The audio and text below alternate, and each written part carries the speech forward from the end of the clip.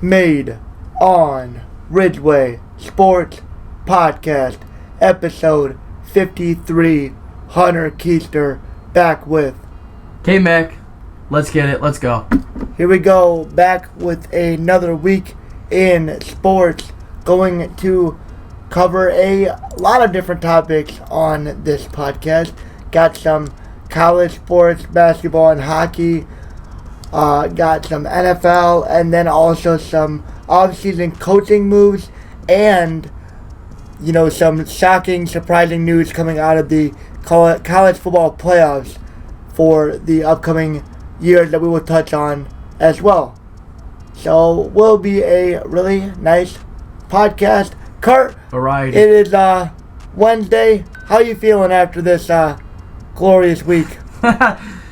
We feel really good. Around to big things. More big things. Good. It's going to be a good one.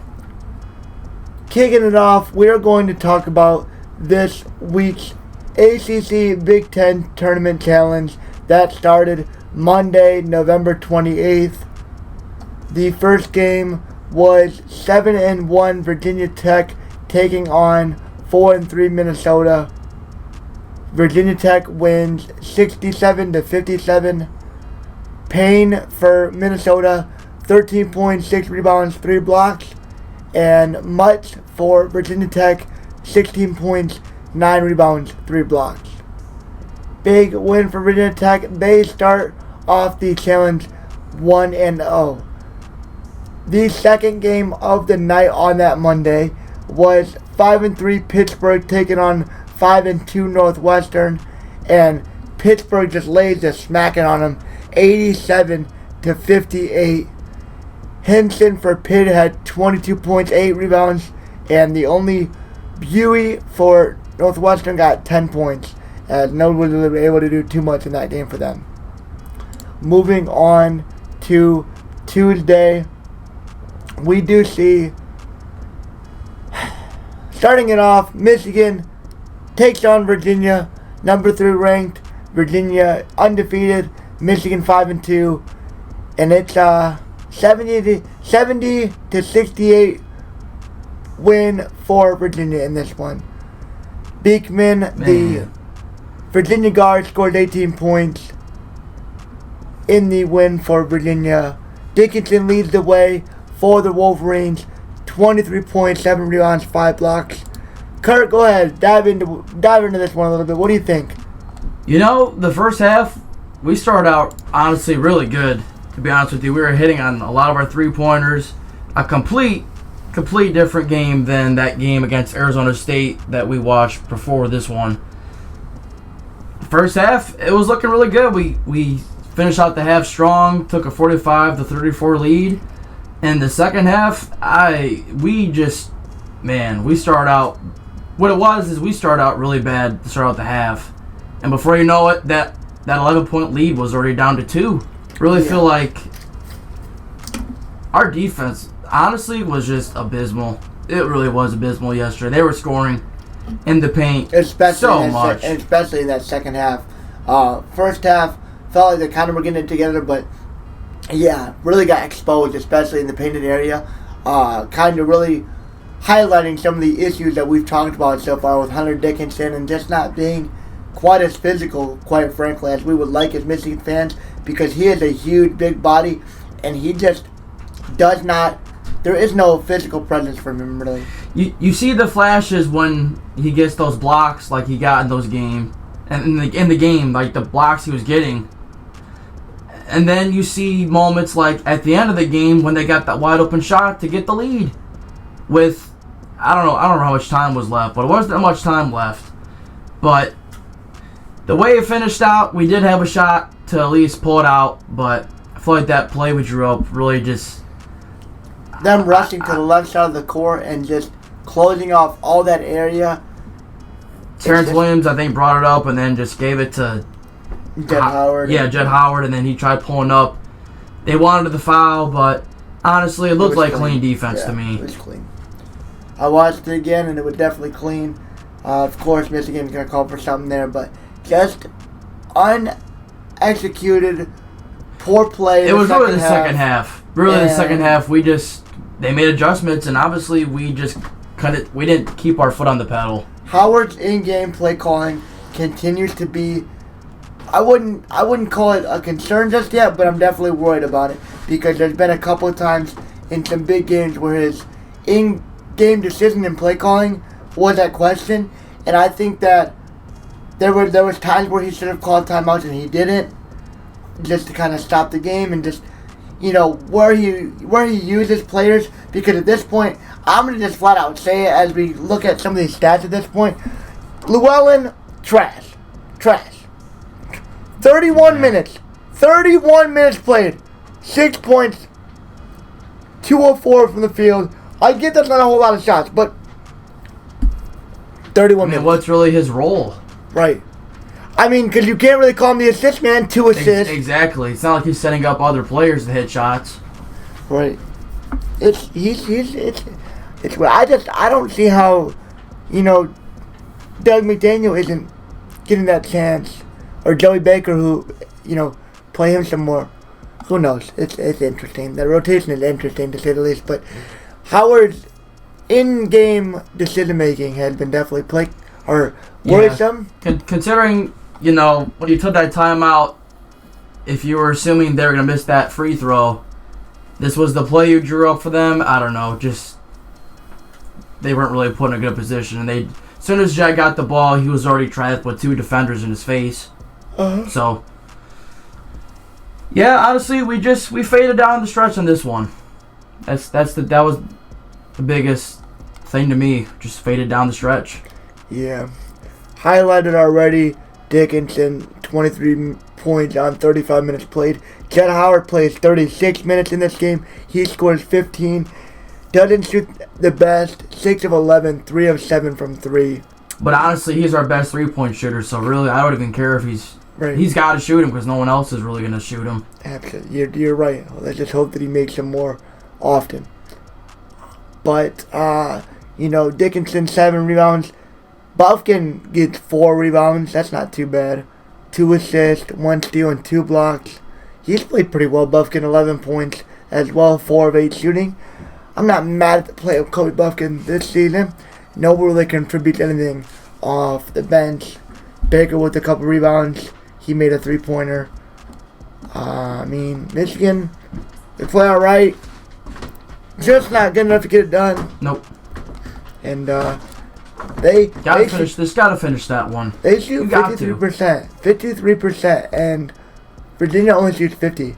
Let's look at Clark had the most points. Oh no, that would definitely Beekman with 18 points.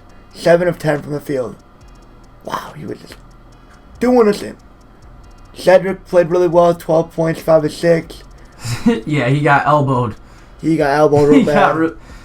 Dickinson elbowed the crap out of his face. Garner with the double-double, 12 points, 11 rebounds. Yikes. It's not going to give him. Almost other starters were in double figures. Almost all 10 points, but one of the guards. 1 of 6. Yikes, imagine if he shoots any better. They'd kill us. Honestly. Because we didn't have anybody really shoot that better. Dickinson, even 9 of 17 is terrible. Yeah, he missed a couple shots down low. All I got to say about Hunter Dickinson is he definitely has a side of being soft. Which is because he could be a top dominant center in the NBA. I firmly believe that if he got his defense. And the flashes are there. Yep. It's just they come and go. Yep. I see him get bodied in the paint. It really seems like it. He only plays defense when he wants to, and it can't work that way, man.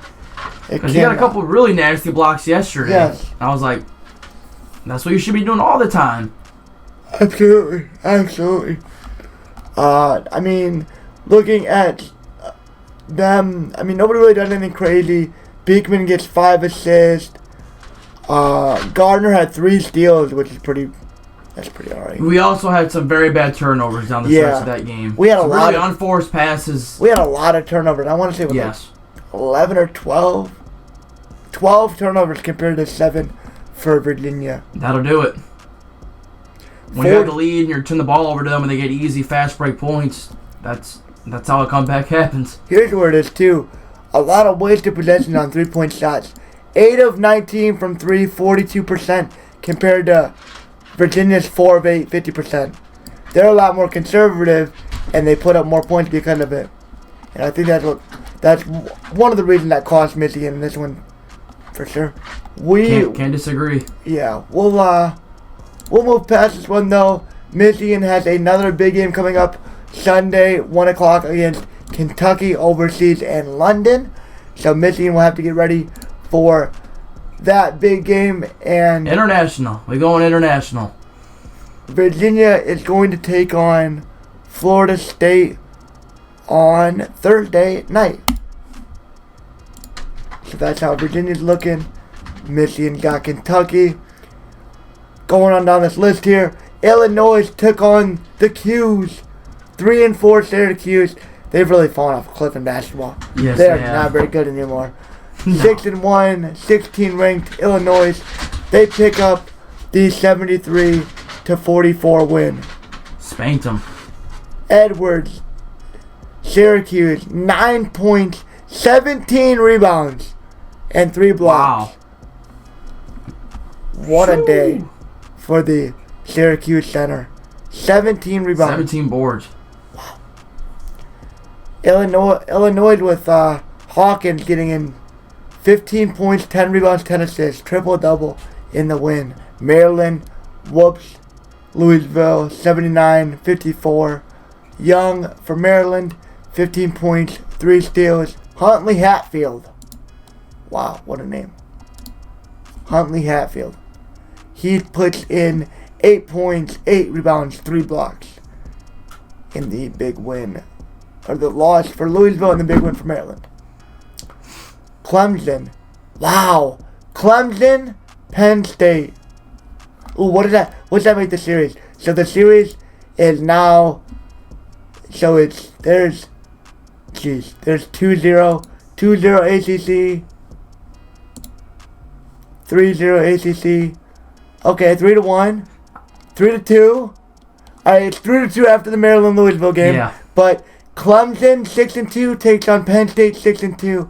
And they go into double overtime where Clemson gets the 101-94 victory. Wow. What a game. What a game in this one. When was this? This would have been Tuesday night sometime. So yesterday. Yeah. Huh. Man, I don't remember them saying anything about that No, after the game yesterday or during. Not even a peep about it. not at all. Not really nothing. In that game, Wow. Lundy puts in 23 points, 12 rebounds for Penn State. And Tyson, the Clemson forward, puts in 24 points and 9 rebounds. But we gotta take a closer look at that game. As Yeah, I'm curious to know, how do these teams get 100 points in basketball in 2 halves? Because I feel like we've been watching basketball for so long, and I've never seen Michigan get 100 points in a college game. right. Like maybe 80 or 90, but never 100. Let's see. Winter for Penn State. He plays 41 minutes, 26 points, 6-12 shooting, 11-12 from the free throw line. Wow. Wow, that's a lot of free throws. Yeah. That's a lot. 4 rebounds. We see Pickett put in 23 points. He only shoots 9-21 though. That's terrible. 0 of 7. Gee. 0 of 7 from 3. He puts in 7 rebounds, 8 assists, but 4 turnovers as well. That's a bad day from a guard. They play 4 guards in their starting lineup. They play small ball. They play small ball. 4 guards and a forward. Wow. Yeah, a lot of shooters in this lineup, and they really weren't hitting, but they forced it to the double OT. Let's look. 24 points. Tyson, we already talked about. No one really does too much. P.J. Hall, the center, puts in 22 points. Hemingway, the guard, puts in 15 points. Clemson just bands together, forces double OT, and finds a way to get the win. What a game from Clemson, this one. So does that make it 4-2 then? Yeah, because Illinois brings it back with a couple wins. And Illinois and Maryland bring it back with a couple wins, but then Clemson wins. So that's another one for ACC. Iowa, Georgia Tech. 4-3 Georgia Tech falls to 6-1 Iowa. 81-65. Kelly for Georgia Tech puts in 21 points. And Murray for Iowa puts in 31 points and 20 rebounds. Wow, great game for Murray in that one. Anybody else do anything too crazy? No, Murray really leads the way. McCaffrey off the bench played 31 minutes. He put in 10 points. Nice. Played more than one of the starters. One of the Iowa starting guard, 0 of 4 with 22 minutes played. Terrible. No bueno. Keep it moving. We are going to get into the Wednesday games as Nebraska Boston College is going on right now. 15:52 left in the second half, and Nebraska leads 42-36. Start of the second half for Indiana, North Carolina, 10-18, and Indiana is up 35-29. So as it stands right now, those would be two huge wins for the Big Ten. Moving on down the list, Michigan State, number 25-2, is losing by 15 to unranked 5-1 Notre Dame, 47-32. These games already happened. Purdue gets the win on 1-8 Florida State. Wow. Purdue wins 79-69. Ohio State loses to Duke 81-72. Let's see. Ooh, Eddie for Purdue, by the way, 25-8. That's a good game. 25-8. Green Jr. for Florida State, 23 points. Ohio State 72, Duke 81. Key for Ohio State, 21 points, 8 rebounds, 3 blocks. Flabowski for Duke, the center, 16 points, 7 rebounds, 3 steals. That guy. Now that is a dominating big man. Dickinson, take notes. Take notes. Take some notes. Yeah, they had a really good rebounding night. They defended pretty well. Notably, 5 of 13. McNeil for Ohio State. That's terrible. That's the difference. Duke 6 of 11 or I guess 2 of 8 is their worst shooting, but still, you just don't see the erratic shooting nights like you do with all these other Big Ten schools. Yeah. Duke's just a solid program, man. Crazy. Let's see. Was that it? 4-2. Nope. Miami 7-1 takes out 5-2 Rutgers. So it's 6-3 right now with these. So it's looking like it's gonna be.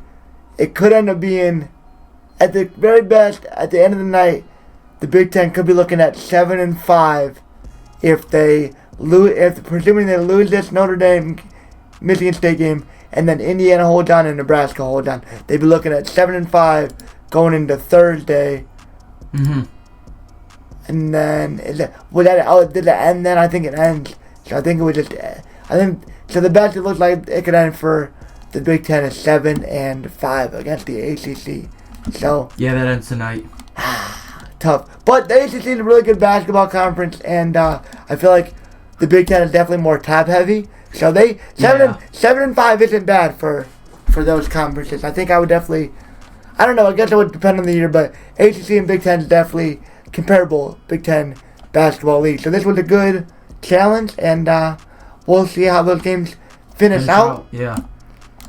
But that'll do it for some college basketball. Got a nice deep dive on the Big Ten, and now we will stay in the Big Ten, but head over to the ice hockey side of things, as we're just going to pick it back up from this past weekend. We'll just take it up through this next weekend. So on Friday the 25th, after all the festivities wrapped up and everything, Notre Dame wins 5-2 over Boston College. Ohio State loses 3-2 over Long Island. Michigan State wins 5-3 over Miami of Ohio. Harvard and Michigan tie 4-4. Michigan beats Arizona State 3-2. Yeah, so Michigan goes into Ann Arbor. They go to OT. They get a point out of Harvard. They choke. They had a couple goal lead going into the third period, and they end up choking that lead away. As it was 2-2. 2. Yeah, Michigan gets 2, 4. Harvard had 2 in the first, 1 in the second, 1 in the third. So Michigan got 2 in the third. Okay. Man, 4-4. Oh, man, that sucks. That sucks to have a draw. I hate that there's ties in hockey and stuff like that. They don't have sudden death? Not in the regular season. That's lame. The regular season they play one set of... I don't even know why ties are a thing. Yeah, terrible. But, so they tie Friday. Michigan State wins 5-3. And Minnesota stays winning 3-2 over Arizona State. Saturday, Ohio State gets their revenge on Long Island 4-1. Michigan State wins this time 4-0. Michigan gets their revenge in Ann Arbor 4-1. And Arizona State picks up their revenge win against Minnesota 6-5 in overtime. Alrighty. This coming matchup is a big one. I believe number 1 and number 2, yes, Minnesota and Michigan State square off Friday, Saturday, as Michigan takes on Wisconsin. So, 2 of the best standing teams. That's messed up. 1 and 2 take off. 1 and 2 are going at it, right? Mm-hmm. Michigan State, Minnesota, 6 and 7. We're dead last. We're one of the last teams in Big Ten hockey right now. 6 and 7 right now are going at it. Michigan and Wisconsin for their Friday-Saturday series. And Michigan desperately needs some points, but they're on the road in Madison, Wisconsin. Looks like they got a 7 p.m. game. So yeah, that'll be a good series. Minnesota, Michigan State. Ohio State will take on Penn State.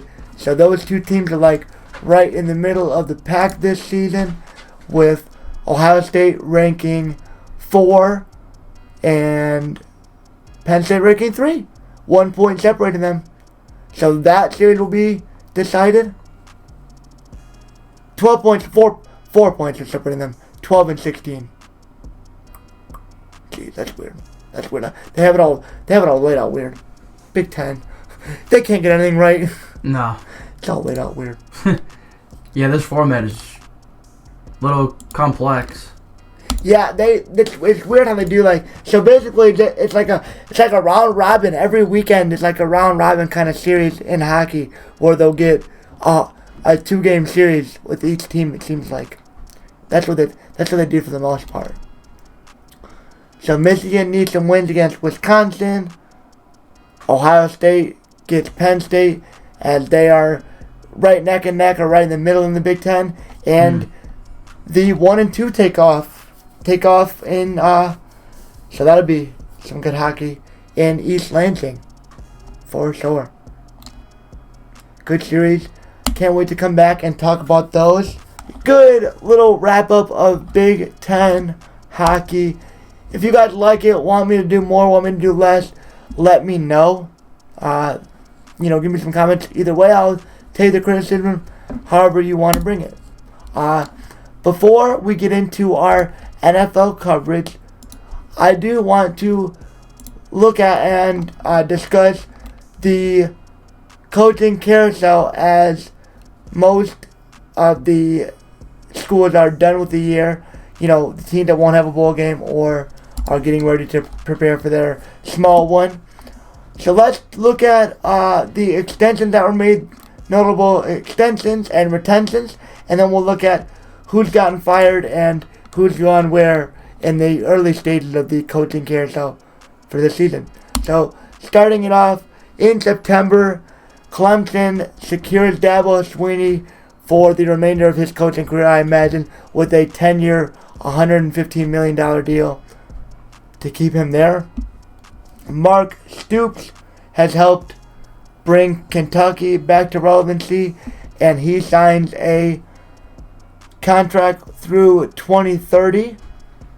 He has a record of 65 and 58 in 10 seasons.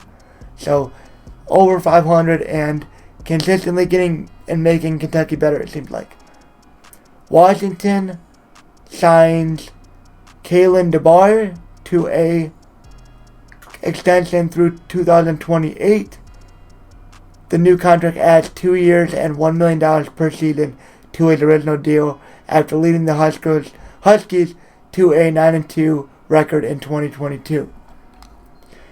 And Kansas has come to a little bit of relevancy in football. The second-year coach, Lance Lepoide, received a contract extension through 2029. He got an extension through 2029. He is 8-6. He is 8-16 in 2 seasons, but he's led the Jayhawks to a 5-0 start. They're not that good now, but that was good enough for them to throw in the bag, I guess. Wow. All right. Let's look at the firings. Starting it off with the Colorado firing their head coach, Karl Dorrell. 8-15 in 3 seasons, and he's owed approximately $8.7 million from his buyout. Wow. Offensive coordinator Mike Sanford is serving as the interim coach through the end of the year. Jeff Scott is fired at UCF. He posts a 4-26 record in 3 seasons, leading the Bulls. His only win over an FBS opponent came over Temple in 2021. USF also fires. Bill Clark announced his retirement in June, and Bryant Vincent took over on an interim basis. Vincent went 6-6 and led 6-6 in 2022 and led the Blazers to the Bahama Bowl. There's a couple ones. Will Healy leaves Charlotte, and unfortunately for us Wolverines fans, they tab Biff Poggi, who was Harbaugh's right-hand man through his years at Ann Arbor. He is 62, but this is a really good pickup for Charlotte. As Poggi gets a chance to be a head coach, they're going to enter the AAC. So they could definitely compete with Poggi there. I like that hire. I'm mad that he left Michigan, but I like the hire for Charlotte. Moving on. Scott Frost. Fired. Gone. See ya. Terrible. With Nebraska. Disastrous. He is replaced by Matt Rule, who is fired by Carolina Panthers this season. Yeah. We kind of figured he would end back in the college route. He took over a couple college teams and made them really good, and then tried his luck in the pros.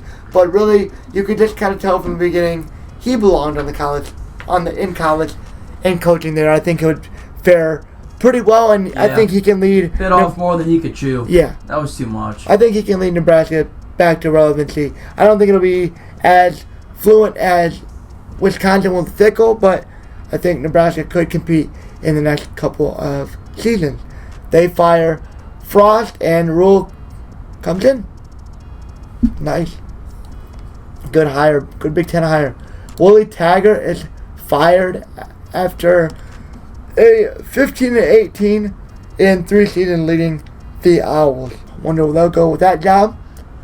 David Shaw is finally fired with...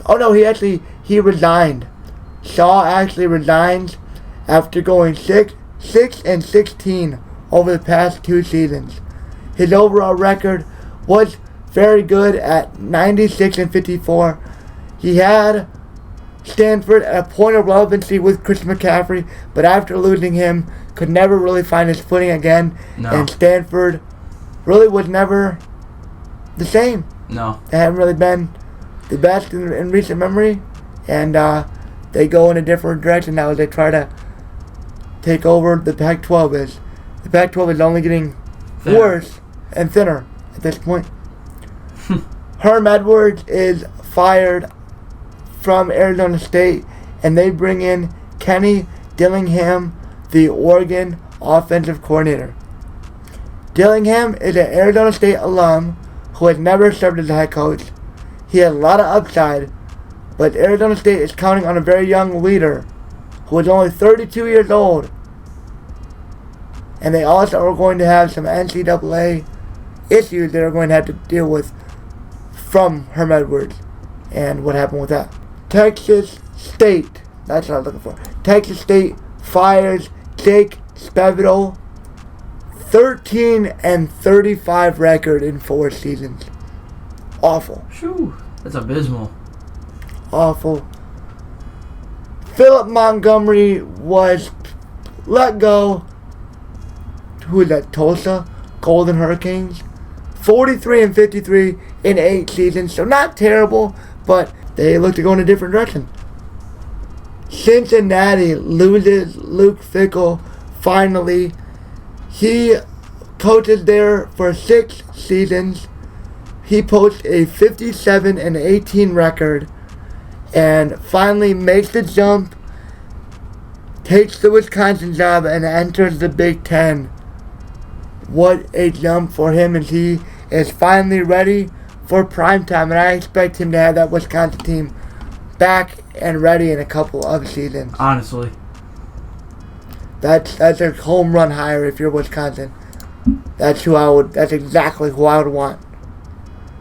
Especially in that West. Home run hire for sure. Fickell, obviously, 57-18. 3 double-digit win seasons, 2 conference title, and he makes the college football playoffs. Yeah. At Cincinnati, that's remarkable. Remarkable year for Cincinnati. Fickell gets what he deserves, a chance to really make some noise and start his real coaching career as, what could be a dominant coach. So, good for them. Let's see. Western Michigan fires Tim Lester, who was 37-32 in 6 seasons. UNLV fires Marcus Arroyo. He was 7-23 in 3 seasons. Hugh Freeze leaves Liberty for the Auburn job. 34-15 record in 4 seasons, leading Liberty. Harsin was fired. I don't think he was there longer than a couple of seasons. Maybe like 1 or 2, I want to say. Freeze was 39-25 in 5 seasons as the head coach of Ole Miss. He followed that up with a 31-15 record at Liberty from 19-22. He had some personal misconduct stuff going on. He's a great coach, but let's hope he can just keep everything in line there and not mess up a huge opportunity for him to get Auburn back into contention. Georgia Tech fires their coach. Wow. Key led the Yellow Jackets to a 4-4 record following Collins' dismissal. He is a Georgia Tech alum. He wants to help the program. He's the first-time head coach at a Power 5 school. Has to fight for recruiting battles all over top-tier teams in the country. Definitely going to take some time, but who knows? Georgia Tech. Yeah, it's going to be hard with being in the SEC. Yeah. Definitely got some hurdles to get over. No doubt about that one. Alright, to close this one out, I think we are finally going to talk about week number 13 NFL action. Starting off, 8:15, Bills, Patriots. Cart, take it away. I've been talking for a while. This is an interesting game tomorrow night. The Patriots, we watched that game last week with Minnesota, Thanksgiving. Both the teams played on Thanksgiving. Buffalo with a close win over Detroit, game-winning field goal. New England with a touchdown-ish. I think it was like a touchdown game. Lost to Minnesota. I don't remember. I don't think these. I'm pretty sure they played once this year, but I can't remember. We're so far into the season. You know, They have not played this season. They have not played. And actually, they play this week and then their final regular season game. So Okay. that could be really important near the end of the year. Yeah, so this is absolutely a critical game for both of these teams. Obviously, they're in the same division. I really didn't like the way Patriots defense played last week. They allowed, I think it was like 36, 37 points to Minnesota. I feel like Buffalo can. I don't see the Mac Jones played really good last week. Actually, that was probably one of the best games I've seen him play. He was just throwing dots everywhere. I'm gonna take Buffalo in this game to win it. Probably give me 27-20. I think Buffalo pulls it out. Close game though. For sure. Looking at this game, is Mac Jones is playing for the Patriots, right? Yeah. Okay. So that's huge. I mean, looking at this, Ramondre Stevenson's played really well. I think I gotta go Bills here just for that offense and that firepower from Josh Allen. I think that Ramondre Stevenson has had a really good year for the Patriots, but they just don't have that X factor kind of guy that can take over games like Buffalo's offense can. And even I think I would still give the edge to the Buffalo defense.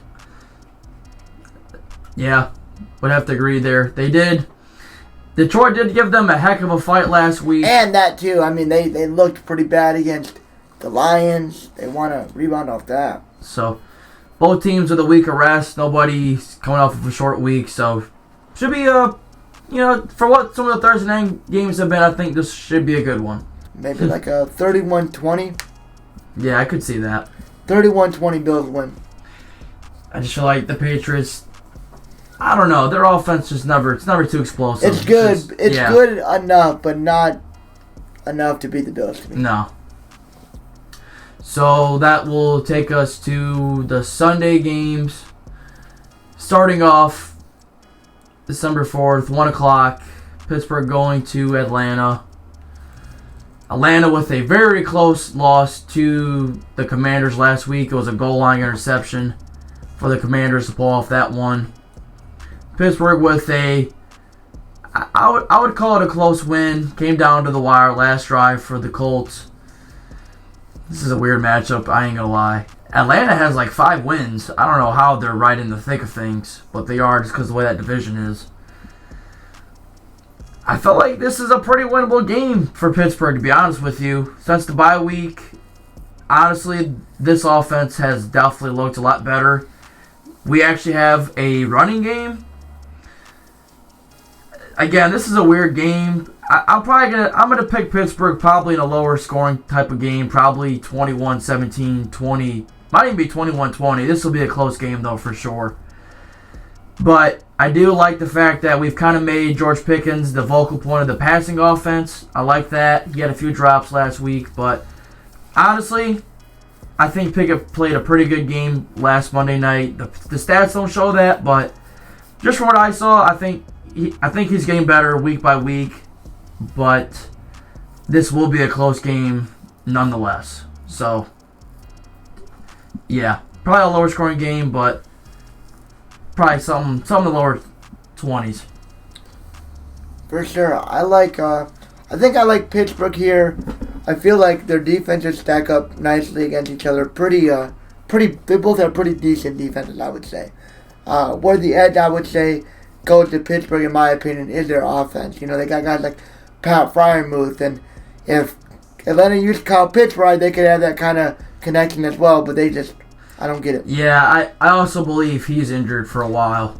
Oh, yeah. I think that injury he suffered was something a little more long term. Yeah. Well, that's a loss for them. They got Drake London, but Mariota, they just don't even really throw the ball. Right. It's a weird offense, what they run. Yeah. I like Pickens, Fryermuth, and Najee to keep playing well, and Pittsburgh, if he plays Sunday, I don't know if he's gonna play Sunday. We may not play. I feel like he's been hurt this whole year. He did play Monday night, but he suffered maybe he suffered injury or re-aggravated something, but he didn't play the second half at all. Wow. Yeah. That's unfortunate. Well, that's interesting. 2 big players out for each team. Yeah. I think I'll still go Pittsburgh in, I'll say like a 17-13. I could see it. Moving on to the next game, Denver Broncos heading to the Baltimore Ravens. The Ravens lost last week on a 2-point play to the Jaguars, but I don't know how that Jags touchdown counted. I don't know how. Man, that was bogus. That was bogus. Someone needs to explain that to me, how he somehow got 2 body parts in. I don't know how that counted, but anyways, Ravens versus Broncos. Come on, man. Russell Wilson and that Denver offense isn't going to go beat Baltimore. I know Baltimore's been struggling for whatever reason. I don't know what's going on with them. I know their offense hasn't been cooking, but I can't see the Ravens lose. There's no way. The Ravens season it's on December the ball. Their season's on the line at 7-4. Yeah. It's over. That division's either them or Cincinnati. Yeah. And honestly, I'll get to that later. But Baltimore, they're going to beat the Broncos. Give me 21-10. Denver's defense is good, but, man, that Broncos offense just ain't it, man. Yeah, I think, Broncos 3-8. They're 1-5 on the road. I don't even remember who they played last week. Did they even play last week? That's why. They didn't even play last week? I thought they did play the Panthers last week. Was that game last I'm week? pretty sure they did. I just don't remember it because it just... Oh, they did. It was last week. I remember now. Yep. Okay. But in this game, I like it easy. Like, yeah, I don't like 20-10. I mean, that's what I was feeling. 20-10. All right. Next matchup, division game. Green Bay Packers going to Chicago. Chicago got beat up by the Jets and Mike White. Packers honestly, the Packers gave the Eagles a good fight. They really did. That was a great game. Yes, it was. A lot of points scored. Rodgers did suffer a rib injury during that game, but he says he's probably good to go Sunday, so I'm going to take it for where he'll play. And honestly, even though he's not playing as good, Rodgers does own the Bears, and I don't even think Justin Fields is playing either, and he is their offense. Not huge. That's my gut feeling, at least.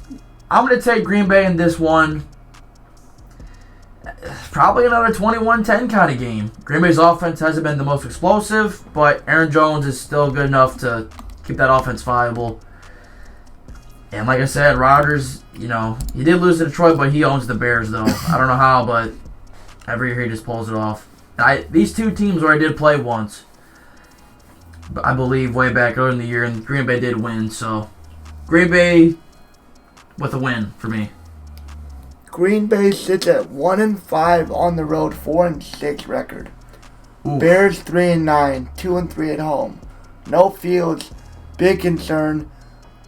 It leads to their downfall, in my opinion, obviously, and I like the Packers in a low scoring. It's probably gonna be a terrible game to watch. Yeah, and honestly, I forgot to mention this. Darnell Mooney, one of their actually good receivers, is out for the season. Oh. Yikes. So he was one of the only passing guys they had. 20-13 Packers. All right. Heading on to another 1 o'clock game. Jacksonville going to Detroit. Battle of number 1 pick, number 2 pick, Trayvon Walker and Hutchinson. Yeah, I think it's safe to say we know who's looked better this year. But like that was a question. Yeah. To be honest with you, I really like Detroit was on a good win streak there. They really, really gave Buffalo all that they could handle. Detroit finds a way to lose these close games, but they've really been in a lot of games this year, and if they win some of those, they actually have a good record. Jacksonville with the win last week. Comeback win. Honestly, I'm going to pick Detroit here to win it. I think I'm picking Detroit here. I think Jared Goff and that offense gets rolling. And I honestly, they did activate Jameson Williams. I don't know when he's going to come back, but he's getting close. He could give them a huge boost. Yep. I mean, you already got Amon-Ra St. Brown there and a decent run game, and Goff ain't playing too bad, especially at home. If they can get a solid quarterback, they're going to have a decent offense, man. Honestly. They really are. I really believe it, but they got to work on their defense, too. Yeah. Hutch needs some help. Honestly. I like Detroit here in a close game, 24-20. I think this will be a close game. You damn near read my mind. I was literally thinking 23-20 Detroit over Jacksonville. Oof. Superstitious. On to the next game. Another 1 o'clock game. Cleveland heading to Houston for the return of Deshaun Watson. Ooh. He is back. Saw him at the team facility taking first team reps, so he's ready to go. Let's hold him right back in. Yeah, they're sitting at 4-7, and just like Pittsburgh, for them to do anything, they got to make a run now. They got to make a run now if they want to do anything. Cleveland comes off of a overtime win over Tampa Bay last week. Houston with, gosh, I don't even know who they played. They're so bad it doesn't even matter. You know, I think first half maybe Cleveland kind of just sleepwalks a little bit, but maybe second half Deshaun and that offense gets rolling. If he's anything like what we know Deshaun Watson is, Cleveland's offense is going to be lethal. Njoku, Chubb, Peoples-Jones, Cooper, Hunt, I mean, it's all there.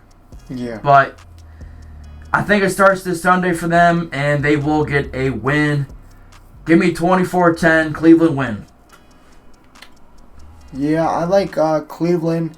Deshaun gets the rust off, gets a nice. I think he puts up, I don't know, something like 24 to 27 points, and it's probably like 10 to 13. So 24-10, 27-10, 13 points, something like that. Yeah. Two possession game. I'll go around there, yeah. Yeah, Houston's offense, they can't score. Hey, that's what I mean. I just don't think Just they can can't score. Points. Next game, New York Jets heading to Minnesota. All right. So Mike White comes in last week for Zach Wilson. Lights it up. I think he had like 3 touchdowns and played pretty well. Even though with Chicago, still played well. Yeah. Minnesota with a close win over New England. This is a battle of, I think the Jets are 7-4. Yep. Minnesota's 9-2. Yep. And you know what? Honestly, I really don't like the way Minnesota's defense played last week, and I feel like they haven't played that good this year. I'm taking the upset here. I'm taking the New York Jets to go into Minnesota and beat Kirk Cousins, and the Jets. The Jets are to go to Minnesota and beat the Minnesota Vikings. That's what I meant. Give me 28-24 Jets with the win. 28-24 Jets. The Vikings sitting at 10-2 just wouldn't look right to me. But no Breece Hall for the Jets. I don't know if White can get them, to keep up with Dalvin Cook and Justin Jefferson. And T.J. Hawkinson, they traded for him as well. They got T.J. Hawkinson. Played last week. They got T.J. Hawkinson as well. I think Minnesota pulls it out. Close game, 24-20. All right, on to the next one. A division matchup, Washington Commanders going to New York Giants. Both teams lost last week. Both teams 7 wins. The Giants have kind of faded, though, to be honest with you, down the stretch. Honestly, I'm going to take the Washington Commanders to win this game. Taylor Heineke's, he's just making it work somehow. Terry McLaurin is weak to, I don't know, sometimes he's on, sometimes he's off. And if that defense can get Chase Young back, maybe they'll make a little run at it. I think they'll get a win here at the Giants. Close ball game. Yeah, I think I will take the Giants to get a win. I like Saquon Barkley to be able to run all over that. You said Chase Young was there. I don't know. I don't know if he isn't coming back or if he's supposed to be, but it might be too late. I gotta look into that more. Gotcha. But they got to get Barkley going because the past couple of weeks, man, he hasn't done anything. He's just been crickets. They got to get him going again. Daniel Jones was playing well. He fizzled out, and Barkley completely went non-existent in that offense. So I like the Giants to use Barkley and set up the play action with Daniel Jones and get a nice win over the Commanders. Next game, next 1 o'clock game, Tennessee Titans going to the Philadelphia Eagles for a pretty interesting matchup. You don't see these two play too often. It'll be interesting to see how Ryan Tannehill and Derrick Henry go against that Eagles defense that got worked last weekend. Absolutely worked. Tennessee, I'm pretty sure only has 7 wins, I want to say. 7-4, yep. 7-4. Eagles are obviously 10-1. I don't remember who Tennessee played last week. Obviously, Tennessee played the they Bengals. lost to the Bengals. Yep, they lost a close game to the Bengals. And to be honest with you, I'm taking the Eagles to win against the Titans. I know their defense has gotten a little bit rush exposed, but I just feel like unless the Titans get this to an ugly, nasty, low-scoring affair game, they don't have a chance. Right. They're going to need this game to be kind of similar to the way they played the Chiefs. Like, they're going to play great defense. And that Eagles offense is just... He's just playing so good. He's up there for MVP. I'm going to take the Eagles probably 30... I like the Eagles 30-20. I think it'll be a competitive game, but the Eagles they'll win this one. I don't see them losing this game. Yeah, I like Derrick Henry, that offense. Tannehill can keep it competitive, but too much firepower from the Eagles for Derrick Henry to be able to beat them virtually exactly by himself. I think that A.J. Brown can do all these Tennessee Titans. It's a former reunion. A.J. Brown, yep. A.J. Yeah. Brown back to Tennessee. These teams literally traded during the draft. The Titans literally traded A.J. Brown for Traylon Burks, yep, who just got healthy and actually has been playing pretty well, though. Yep, for sure. He could be somebody to watch out on Tennessee side, but I like Jalen Hurts, Devontae Smith, A.J. Brown, Miles Sanders, that offense. Defense is playing pretty well, and I like them to get a nice, good close win. For sure. It'll be competitive. For sure. On to the 4 o'clock games, starting off with Seattle going to the Los Angeles Rams. And to be quite frankly honest with you, the Rams defense played about as good as it could last week versus the Chiefs, but ultimately that offense was just pitiful. Seattle with a heck of a game versus the Raiders. That game was crazy. A lot of points scored. I believe the Raiders won 40-34. I think it was overtime too. The Los Angeles Rams are obviously already without Cooper Kupp. I don't know if Stafford's even playing. And they're not even have Aaron Donald this Sunday. He's out this week. He suffered an injury last week, unfortunately. That sucks. So, yeah, to me, Seattle, they got to win this ball game if they want to stay ahead of that division with the Niners lurking. So, I'm taking Seattle to win this game. Kenneth Walker has been legit. Geno's been playing good. I think they win this game. Probably give me 24-7, 24-10. Seahawks win. Big win for Seattle. I think so for sure. I think that the Rams are just down too many pieces right now. Honestly. They don't have any chance to beat a hot Seahawks and Geno Smith. And I like them to keep that up. Look for Tyler Lockett to have some catches, DK Metcalf to get going, and Kenneth Walker to pound it on the ground. And I like Seattle by at least 10 points. For sure. Next game, Miami heading to San Francisco for this is a pretty good matchup of offense versus defense. Miami's offense versus the Niners defense, which is tops in the league. They haven't allowed anything, no points scored allowed in the second half of the past couple of games. They come off of a shutout win versus the Saints. Some fluky stuff happened. The Saints should have scored, but sometimes the ball just rolls that way. Miami with a big-time win over Houston. Heck, they had their starters sitting out by the fourth quarter. No surprise there. I like defense first, so I'm taking the Niners to pull out this game. I like 24-21 for the Niners to pull it out. I think they can kind of exploit some matchups with the San Fran offense with McCaffrey, Kittle. That offense just has weapons on weapons. And San Fran's just a really physical team. Miami's gonna need to get some sort of a run game going, but they don't really have none. And let's see how that goes with Tyreek Hill and Waddle versus that defense. So I like the Niners in this game. Close game though. Yeah, very close game. Decently high scoring in my opinion. I like a 24-21 Niners win. Really close, but I think the lack of the ground game for Miami really did it for me. I think if they had a better ground game, I would actually sway in favor of the Dolphins. But with the Niners not having McCaffrey and getting a solid run game going, I think they can just dominate this game. And then when they really need to pass, they'll have way too many weapons. And honestly, the Dolphins' offensive line is not good. Yeah. I saw Tua getting cracked. Yeah. He's been getting cracked all year. He got cracked a couple of times versus Houston last week. So, I don't know. I like San Fran. So let's move on to the next game. This is a big one. Kansas City Chiefs going to the Cincinnati Bengals for this is round 3 of last year. These two teams played last year, obviously, in the AFC Championship. Bengals won that game. Man, so the Bengals have beat them 2 times in a row. And to be honest with you, I am picking the Bengals to win this, to beat them 3 times. I feel like ever since the Bengals beat us a couple weeks ago, this is their second half surge and push towards the playoffs.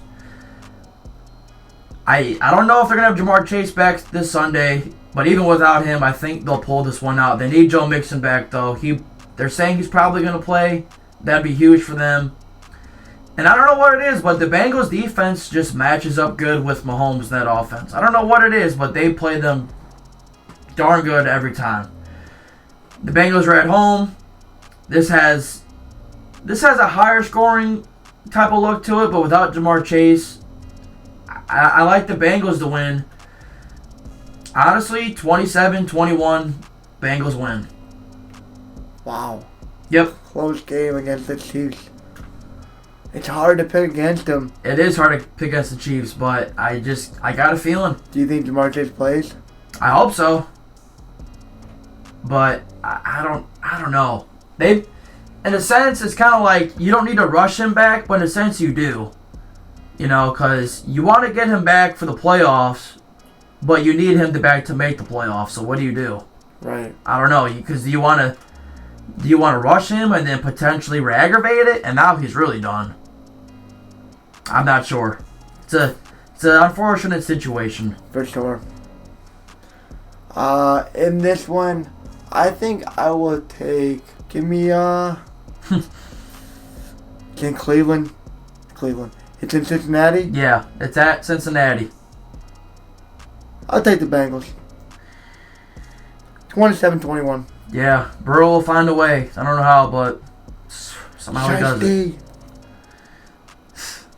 On to the next game. Division matchup. Los Angeles Chargers heading to the Raiders. Chargers with a very close win over Arizona. It came down to the wire. Last minute drive. Eckler touchdown. Then the Chargers went for 2 and got it. Raiders with a big win over the Seahawks. Josh Jacobs with like an 80-yard plus touchdown to win it. That was nuts. I think this will be I think, honestly, this might not be a good matchup on paper, but I think it could be a good game. I mean, these are division matchups. These teams know each other pretty well. These two teams did have a pretty good game last season, but I don't remember how the first game went this year. Man, the Chargers need this one if they want to go to the playoffs. Raiders could play spoiler or make a second half push. We're heading in December. Things are getting heated. You know what? I'm taking the Raiders with an upset. Maybe Devontae Adams goes off. They need him to go off. And the Chargers, honestly, their defense really has not played that good. Maybe Josh Jacobs and Derek Carr can actually exploit that. Give me the Raiders with a win. 28-24, Raiders win. And honestly, I don't think these teams have played since week 1. Yeah, I think they played back in week 1. So, yeah, give me the Raiders at home with an upset. For sure. Chargers, Raiders. Ooh, Eckler. I think I gotta go. Because it's like Herbert's been like so overrated, but so is Derek Carr, right? And Honestly. It's like Josh Jacobs. Yeah, these two teams. They match up well. Yeah, they did play back week 1. Keenan Allen, though, is he playing? Yes. He is. Yeah. These two teams did play back week 1. The Chargers won it 24-19. Ooh. Very close ball game. So are the Chargers at full strength pretty much? Yeah. I don't know if they'll have Mike Williams back, though. He did play... What game was it? He didn't play last week, but he played the week before and re-aggravated a foot injury. So I don't know if he'll even be back. But he's probably not going to play Sunday. But at the same time, though, since it's only Wednesday, these injury reports could be very different from Friday. So yeah, for sure. It's a toss-up. This one's a toss-up. I think I'm going to go 28-24, Chargers stay alive with the win. Ooh, Raiders getting swept. All right, on to the night games. Sunday Night Football, Indianapolis Colts heading to Dallas. Come on, man. Awful game. Awful. Come on. Awful game. Awful. This is all about Dallas, though. This is all about Dallas, 100%. Colts, they've gotten some pretty crazy wins. I mean, somehow they beat the Chiefs. They almost beat the Eagles. But they lose to us. So weird. Matt Ryan didn't look too good last week, to be honest with you. And honestly, that Colts O-line got worked last week, and Dallas's pass rush is better than ours. Dallas's offense, Dak last week did throw 2 picks, so that's definitely concerning. He has turned the ball over quite a bit since he's come back. So for the Colts to win this, they need to ride or die with Jonathan Taylor and have somewhat of a passing game. But I just feel like Dallas's defense is going to suffocate the Colts' offense. Michael Parsons should be all over the field. Yeah, that's what I'm saying. Dallas did get a big win last week. Was close at half, but they pulled away second half. You got Zeke back, so you got Pollard and Zeke rolling. I like Dallas here probably. Honestly, give me 24-13, 24-10, Dallas win. I don't think Jonathan Taylor can keep up. No. By himself. Matty Ice is alright, but 4-7 Colts. Cowboys being showcased on Sunday night, and something like 24-10, 24-13. Winning for the Cowboys. Heading into the last game of the week, Monday Night Football.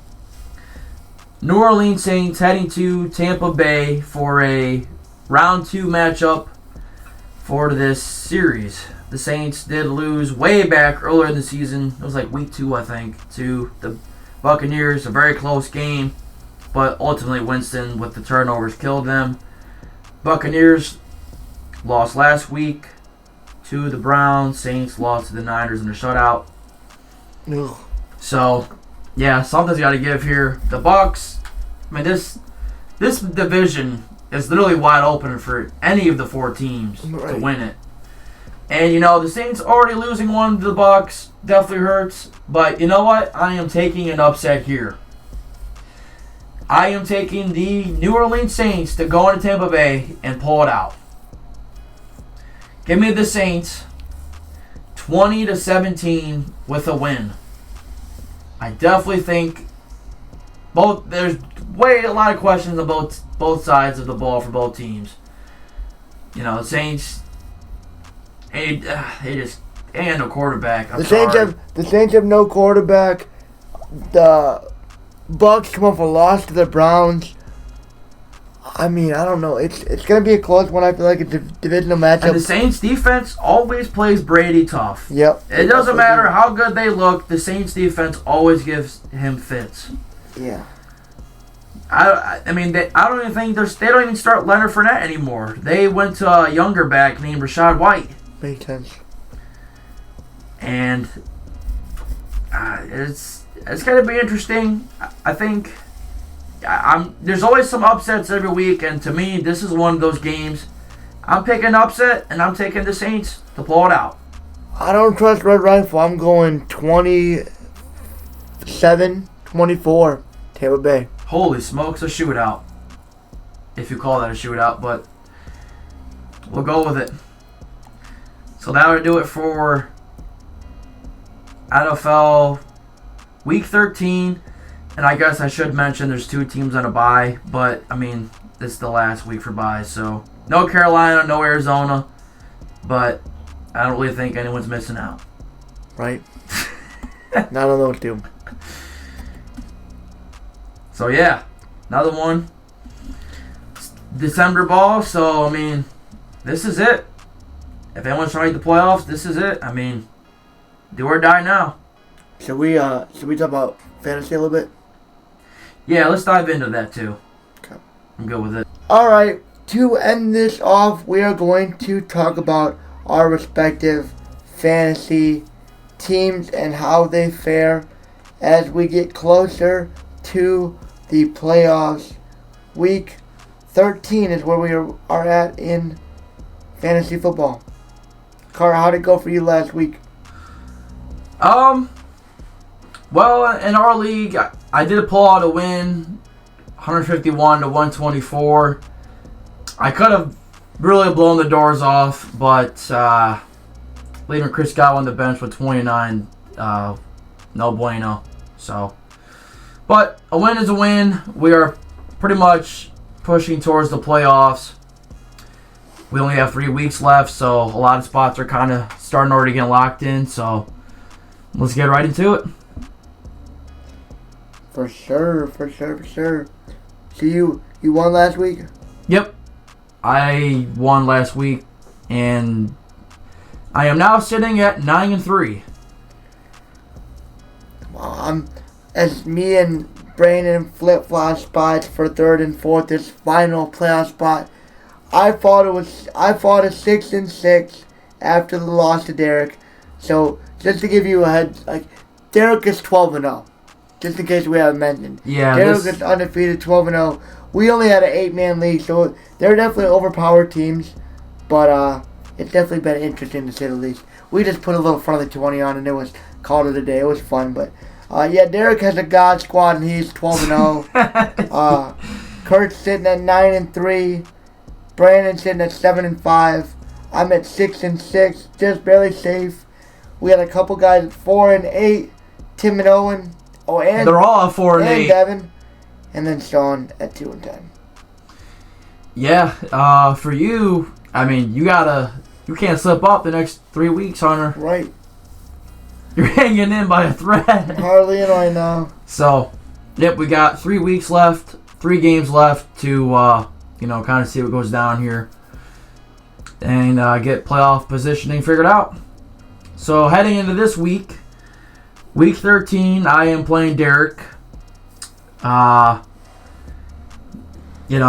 is what it is with this one. Yeah, you gotta just pray. It's just his team just puts up insane, close to 200 points, and it's crazy. Yep. So, I mean, we'll see. Anything can happen. I feel like to most they feel like they want to win, but I feel like it's a good matchup. Projections don't mean anything though. But I'm more or less interested to see your guys' matchups because I'm pretty much already locked in. Because only the top 4 make it in. For sure. Yeah, I'm taking on Devin. He's sitting at one of the guys biting at my ankle. So if I could get him on my back with a win, that'd be huge. Right now I'm projected to beat him 140-131. That would be a really crazy game. Yeah, that is our NFL league. Right now I'm fighting for a playoff spot. Kurt's just about locked in, so. Yeah, if somehow this goes wrong, I'm not going to know what to say. Right. But I want to hear about the 12-man league you're in and how that's going. Listen to this. So, I sit right now in second place. But, there is a 4-way tie for second place at 8-4. There is also another 3 teams at 7-5. Oh my gosh. This is just a crazy 12-man race here at the end. Do you know how the head-to-head is, like, how is that determined? Is it by points? Is it like head-to-head record? What's putting you in second over the other people with that same record? Is it because you have more wins or more points? I'm pretty sure it's points for. That's what it showed right here. So. Okay. In this matchup, I take on my buddy Gabe. He sits in 4th place right now. So he's another one of those 8-4 teams. So this would be a huge win for me. And the matchup is projected. I'm supposed to lose 136-135. Oh, man. But I still had Tony Pollard in, so I might take him out. I don't know. Pickens versus Atlanta. I got some rough spots. I feel like it's just one of those things. Because you know what the floor is for Pickens. He'll get you 5 or 6, but he might get more than that depending if we actually get him a touchdown. I think he had a pretty decent game last week. But the thing is with Pollard, with Z coming back, that kind of puts him down a little bit too. Yeah. But I feel like he'll always be a solid 8 or 9 at least. I don't know what he got last week though. Because when Zeke was killing and he got all the work, he was 30 Tony Pollard only got 8 points last week. See, that's what I mean. Like, his floor, the minimum he'll get you is 8 or 9. Pickens, his floor is probably 5 or 6 points. So it's just where do I go? What's more valuable? Yeah. Gonna be some interesting decisions made for this week in fantasy, but like I said, I'm 8-4. We're holding in there, and we're in fights in both of our leagues, so it should be interesting. Yeah. I'm definitely just more into that league because the other one, it's a wrap. It's a wrap. Yikes. Rip. But hey, you know what? It is what it is. For sure. So 3 weeks left. I don't know. You know how many teams get in for your 12-man? Is it 4, 6? It's something. I think it's 6. Okay. Well, time will tell then. Time will tell. Oh yeah. But gonna be a crazy end of this regular season, that's for sure. Yep, December is this weekend. And it's the final month of the year, so things are gonna get spicy. Real spicy. Oh boy. I ain't ready for it. Nope. So I think I covered everything. Yeah. I think that'll do it. Alrighty. Made on Ridgeway Sports Podcast. Another one in the books. 53. Hope you enjoyed. And we are getting through these winter months and football season. Getting through the winter months. We just started winter. We're getting through getting through the fall months heading towards the winter. Yeah. That's what I meant.